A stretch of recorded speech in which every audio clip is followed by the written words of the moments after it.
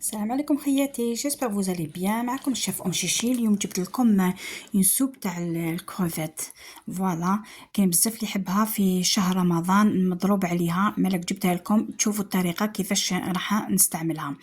فوالا لهنا واش عندنا النيجره تاعي ولا لا كوكوط، نديروا فيها شويه تاع الزبده ونديروا شويه تاع الزيت ونحمصوا مع هادوك الكروفات تاوعنا.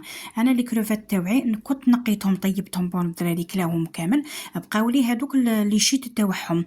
فوالا القشور تاعهم هادوك ما نرموهمش، هادي نخلوهم باش نديرو بهم ينسوب تاع الكروفات.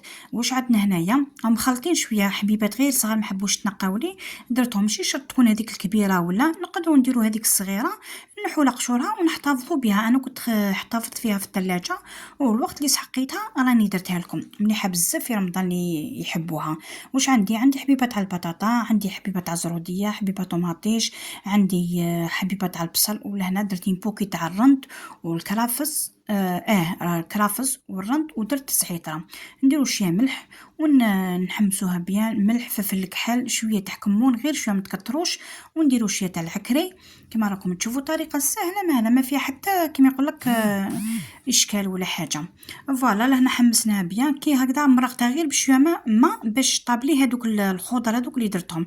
لهنا نحي الكرافس ونحي الكرافس خليته. فوالا نحيت الزعتره ونحيت الرند باش نميكسيها. ميكسيتها بيان تميكسوها. وما الطريقه الدوزيام واش ندير باش نصفوا لها هذوك تاع لي كروفات القشور هذوك نصفوهم.